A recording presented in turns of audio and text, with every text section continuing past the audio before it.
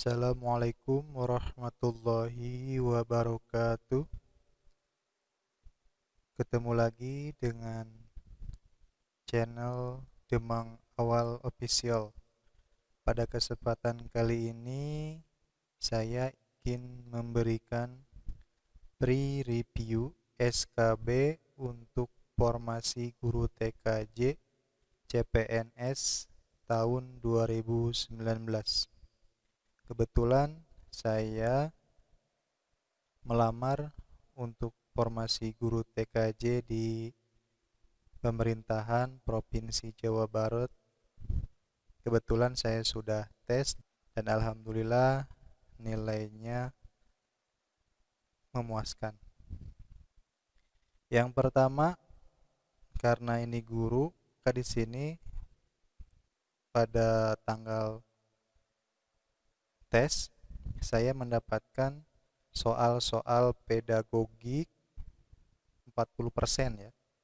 Berarti dari 100 soal ada 40 soal yang membahas tentang pedagogik. Yang pertama itu banyak soal tentang prinsip-prinsip penilaian ya. Yang 11, sahih, adil, terpadu, terbuka, menyeluruh dan berkesinambungan, sistematis, beracuan kriteria, akuntabel, reliable, dan otentik. Di sini jenis soalnya lebih ke aplikasi. Jadi di soal itu ada sebuah soal cerita, maka kita menentukan dari soal cerita itu termasuk ke dalam prinsip penilaian yang mana. Maka saya sarankan untuk membaca nih ya, lampiran 4 Permendikbud nomor 34 tahun 2018 tentang Standar Nasional Pendidikan Sekolah Menengah Kejuruan garing Madrasah Aliyah Kejuruan. Jadi di sana dijelaskan yang seperti apa yang sahih itu, adil, terpadu, dan lainnya. Jadi kita memang benar-benar paham yang dinamakan dengan sahih itu seperti apa. Itu yang pertama. Terus selanjutnya kita juga ada juga soal tentang bentuk-bentuk penilaian sikap, pengetahuan dan keterampilan. Sama ini juga soalnya itu aplikatif ya. Jadi ketika ada disajikan sebuah KD, maka kita harus bisa memilih kira-kira dari KD tersebut penilaian yang seperti apa, bentuk penilaian seperti apa yang seharusnya dilaksanakan. Oh ya, kemarin juga saya kebagian ada soal-soal tentang bahasa Indonesia. Contohnya misalnya di bahasa Indonesia kelas 10, kira-kira bentuk penilaian yang cocok seperti apa? Ada juga tentang fisika. Jadi memang di sini sikapnya atau sifatnya umum ya. Jadi bentuk penilaian sikapnya tuh pengetahuan dan keterampilannya umum, tidak hanya untuk TKJ. Terus langkah-langkah menyusun prota ini seperti program tahunan ya, seperti FR yang lainnya yang di formasi keguruan juga ini juga keluar. Terus prosem atau promes ya, program semester ini juga keluar langkah-langkahnya. Kita harus bisa membedakan bagaimana itu menyusun prota, terus bagaimana kita menyusun promes atau prosem. Ini salah ya, biasanya promes kita bilangnya tuh promes. Terus komponen-komponen silabus. Nah, di sini kita ditanyakan ada beberapa komponen silabus. Maka apa saja yang termasuk ke dalam komponen silabus? Di sana disajikan ada beberapa, misalkan ada beberapa, terus kita mengelompokkan mana saja yang komponen silabus. Jadi komponen silabus itu lebih kepada nama kolomnya ya. RPP juga sama. Mungkin di sini RPP-nya RPP yang lama ya, tidak yang baru. Merdeka Belajar tidak belum masuk. Terus kisi-kisi soal juga sama, komponen-komponennya. Di sini menjebak. Jadi ada ya di soal kisi-kisi soal ada komponen silabus. Begitu juga di komponen silabus ada komponen-komponen yang tidak apa yang ada di kisi-kisi soal. Terus di sini ada sebuah pertanyaan yang menjebak. Di sini untuk menentukan minggu efektif itu biasanya kita berpedoman itu dari mana? Apakah dari kalender akademik atau dari kalender didikan?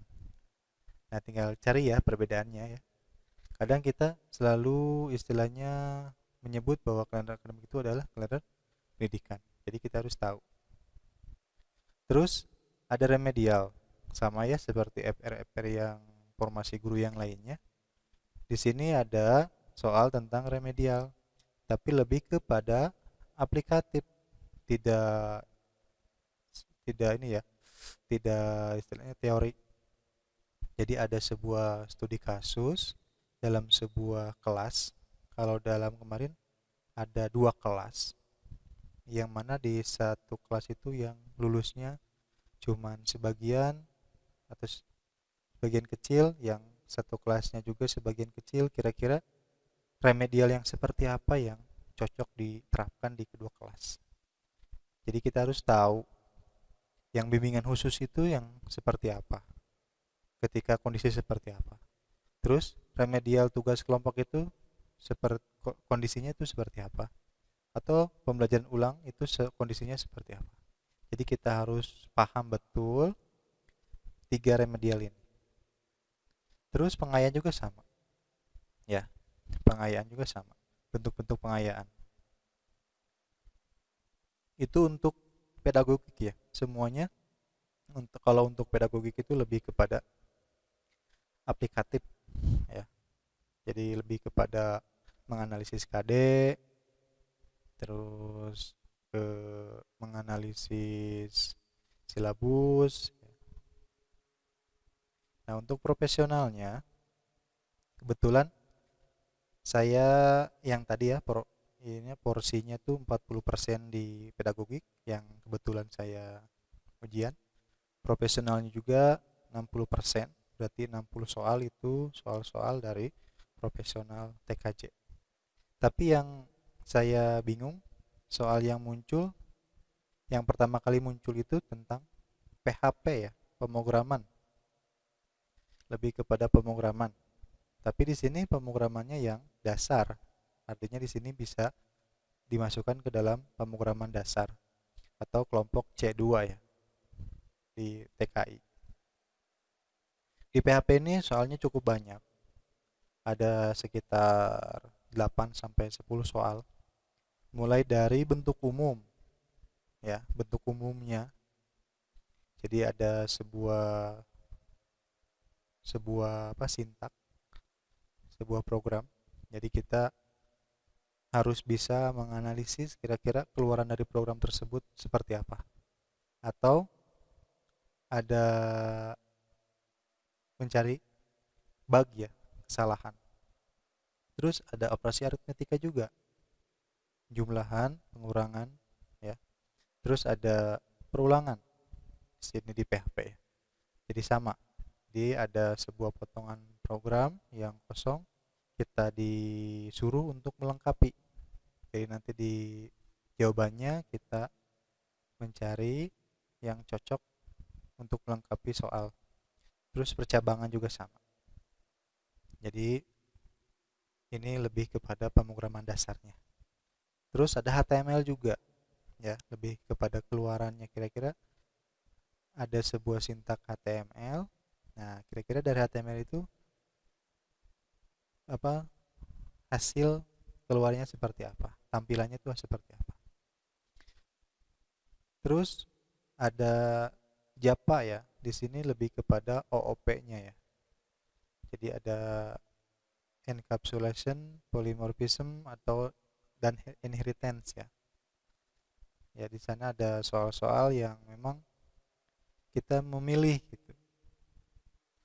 Encapsulation itu seperti apa? Kode programnya yang pas. Ya, polymorphism juga sama. Ini lebih kepada hasil keluarannya. Menurut saya, pemrograman itu pasti berkutat kalau tidak menebak hasil keluaran, kita dituntut untuk melengkapi. Ya. Terus selanjutnya ada Linux. Seperti yang pre-review yang lain untuk TKJ, itu lebih banyak Linuxnya tuh di proxy squid ya. Ini mulai dari konfigurasi awal, bagaimana konfigurasi squid, ya. Terus bentuk-bentuk permasalahan konfigurasi, ya kita juga harus paham. Jadi ketika konfigurasinya salah, kira-kira alert atau peringatan-peringatan yang keluar itu seperti apa, dan itu menandakan apa, dan disuruh untuk penyelesaiannya. Kira-kira kalau masalahnya seperti ini, penyelesaiannya itu apa? Gitu ya. Itu di Linux tuh banyak, ada sekitar 5 sampai 6 soal di proxy squid. Terus ini ada untuk fiber optik ya. Di sini kita harus tahu istilah FDM, TDM dan WDM pada fiber optik. Terus ada jaringan VoIP juga ya di komunikasi data. Ya. Terus firewall pada Linux sama seperti proxy squid. Di sini lebih kepada konfigurasi konfigurasi firewall pada Linux. Terus, nah di sini ada bandwidth. Nah di sini ada pertanyaan yang memang menjebak. Jadi kita disuruh mencari throughput ya dari sebuah bandwidth. Tapi dalam bentuk, jadi kita harus bisa membedakan bit per second atau byte per second. Jadi soalnya itu di bit per second, tapi jawabannya byte per second, gitu ya. Mbps megabit per second, tapi di jawabannya itu megabyte byte per second. Ya, itu ya pertanyaan yang memang jawaban yang memang mengecoh. Terus ada topologi jaringan. Ya, kebetulan yang keluar kemarin itu di kelemahan jaringan bus dan mesh. Terus selanjutnya ada jenis-jenis VLAN. Ini juga studi kasus. Misalkan di perusahaan itu ada implementasi VLAN. Nah, kita disuruh mengkelompokkan jadi VLAN yang di perusahaan tersebut itu termasuk ke dalam jenis VLAN yang mana. Terus jangan lupakan, ini memang sesuatu yang paling mendasar itu OSI layer ya. Jadi di OSI layer kemarin keluar di data link dan network ya. Selanjutnya ada perangkat jaringan, ya ada router, repeater dan switch. Ini lebih ke fungsinya ya. Fungsi router, repeater dan switch. Untuk konfigurasi sendiri di router ada ya, di routing ya. Ada routing dinamis dan routing statis. Itu juga jangan dilewatkan untuk dipelajari. Nah, selanjutnya ada konsep keamanan jaringan.